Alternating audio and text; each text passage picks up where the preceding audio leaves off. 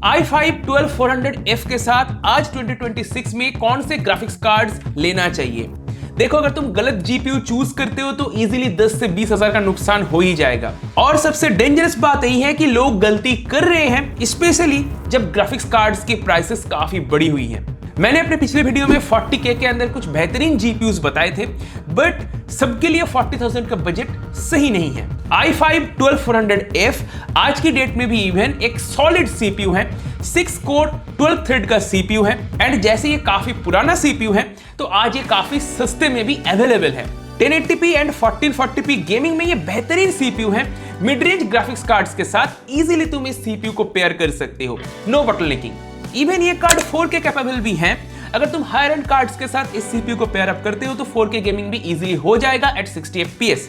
ध्यान रखना, frame rate जितना बढ़ता है उतना ही सीपीयू पे लोड भी बढ़ता है। 60 fps में अगर तुम खेलोगे तो most of the load GPU पे आएगा, तो सीपीयू उतना यहाँ पे बॉटलनेक करेगा नहीं। अब जीपीयूज पे आते हैं, बट उससे पहले एक इंपॉर्टेंट बात, आज के डेट में ग्राफिक्स कार्ड की प्राइसेस 10 to 15% बढ़ी हुई है। वीडियो के डिस्क्रिप्शन में मैं सारे ग्राफिक्स कार्ड्स की लिंक्स दे दूंगा, तुम वहां पर जाके एक बार चेक कर लेना। मैं इस वीडियो में जो प्राइसेस बताऊंगा वो आइडियल प्राइस होगा, जो नॉर्मली इसी प्राइसेस के अंदर ग्राफिक्स कार्ड्स के दाम मूव करता है। सबसे पहले मेरा जो टॉप पीक रहेगा वो है RTX 4060 एंड RTX 5060। दोनों ही कार्ड बेहतरीन है और लगभग तुम्हें 32,000 से लेके 35,000 के अंदर RTX 4060 इजीली मिल जाएगा। 8 GB वाला वेरिएंट है दोनों ही। 1080p में 90 से 100 fps तुम इजीली एक्सपेक्ट कर सकते हो AAA गेम्स के अंदर। DLSS 4 एंड DLSS 4.5 को ये सपोर्ट करता है, तो ऐसे कोई दिक्कत वाली बात नहीं है। सबसे बड़ी बात, ये कार्ड्स लो पावर्ड है, तो इसी वजह से बहुत ज्यादा हाई एंड PSU लेने की भी जरूरत नहीं है। 550 वाट की PSU मोर देन एनफ है, एंड ऑब्वियसली 12400F के साथ परफेक्ट कॉम्बो है। साइबरपंक जैसे हेवी गेम्स के अंदर तुम 90 to 100 fps इजीली एक्सपेक्ट कर सकते हो। अगर तुम रे ट्रेसिंग वगैरह यूज करोगे तो फ्रेम ड्रॉप डेफिनेटली होने वाली है।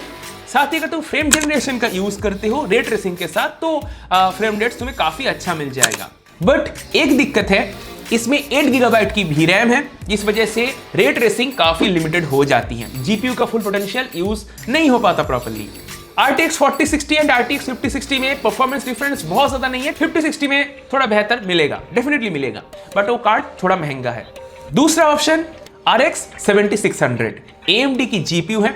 Nvidia का इकोसिस्टम तो बिल्कुल भी है नहीं, साथ ही Nvidia टैक्स जो है वो भी यहाँ पर नहीं लगने वाला। 25 से 28K के अंदर ये कार्ड तुम्हें इजीली मिल जाएगा।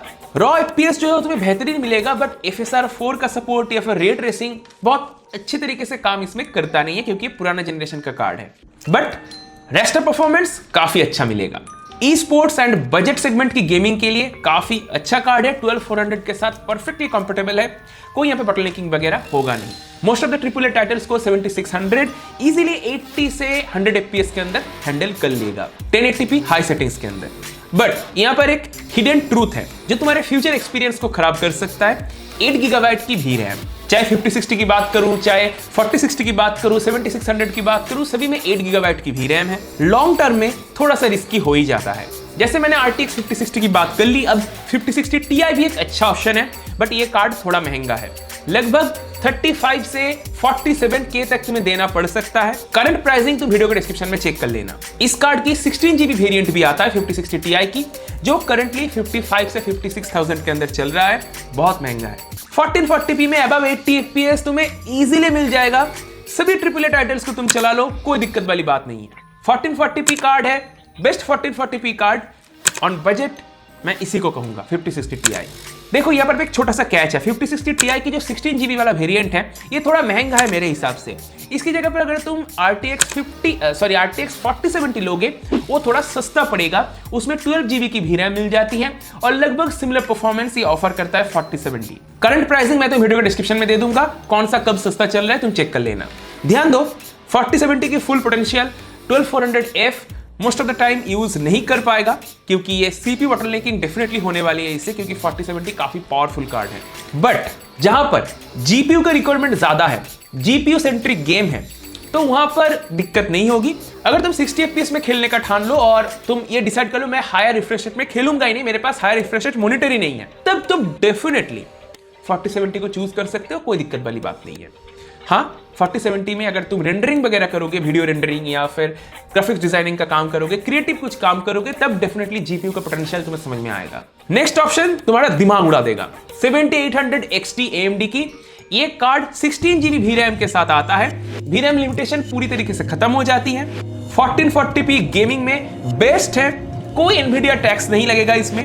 बट आज जैसे जीपीयूज थोड़े से महंगे चल रहे हैं तो थोड़ा महंगा तो तुम्हें पड़ेगा आज की डेट में। बट एक बेहतरीन कार्ड है, स्ट्रॉन्ग रेस्टर परफॉर्मेंस तुम्हें इसमें मिलेगा। बट प्रोडक्टिविटी के पॉइंट ऑफ व्यू से थोड़ा सा वीक है, क्योंकि एनवीडिया के कार्ड प्रोडक्टिविटी में ऑलवेज बेटर होती है।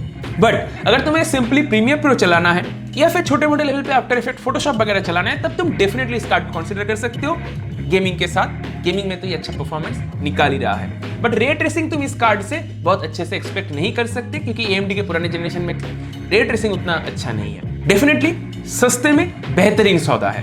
अभी तक सब कुछ तो सही चल रहा है, बट एक कार्ड ऐसा है जो तुम्हें अवॉइड करना चाहिए, RTX 5070। ये कार्ड डेफिनेटली प्रॉब्लम करेगा, क्योंकि ये जो 12400F है, ये इस कार्ड की फुल पोटेंशियल को यूज करने ही नहीं देगा। CPU लिमिट हो जाएगा। 1080p में डेफिनेटली बोटलनेक होगा कार्ड, बट 4K में अगर तुम खेलने का सोचो या फिर 1440p में खेलने का सोचो, तब उतना दिक्कत नहीं होगा। अगर हायर रेजोल्यूशन में हायर रिफ्रेश रेट तुम अचीव करते हो, तब लोड CPU पे आएगा और डेफिनेटली CPU बोटलनेक करेगा। तो एक ब्रीफ डिस्कशन हम कर लेते हैं। 12400F के साथ तुम RTX 4060, RTX 5060 बिना सोचे पेयर अप कर सकते हो। 5060 Ti 7800 XT भी अच्छा ऑप्शन है, बट RTX 5070 प्लस थोड़ा रिस्की हो जाता है। इवन 4070 भी थोड़ा सा रिस्की है। वो क्यों है वो तो मैंने तुम्हें पहले ही बताया। अगर तुम गलत जीपीयू चूज कर लेते हो तो इधर तुम ओवर पे करने वाले हो और साथ ही तुम्हारा परफॉर्मेंस भी वेस्ट हो रहा है। और जितना बड़ा जीपीयू लोगे उतना ही बड़ा तुम्हें पीएसयू लेना पड़ेगा, तो वहां पर भी एक्स्ट्रा पैसा डालना पड़ेगा। इस पूरे सेटअप के साथ 650 वाट की पीएसयू इनफ होगा। रैम 16 to 32 GB लगा सकते हो, थोड़ा सोच समझ के लगाना। DDR4 DDR5 का फंडा चल रहा है, इतना महंगा है रैम। इसके ऊपर डिटेल में वीडियो तुम्हें आई बटन पे मिल जाएगा। और SSD मस्ट है, SSD की भी प्राइसेस बढ़ी हुई है। तो पीसी बिल्ड अगर इंसान करे तो करेगी कहां से?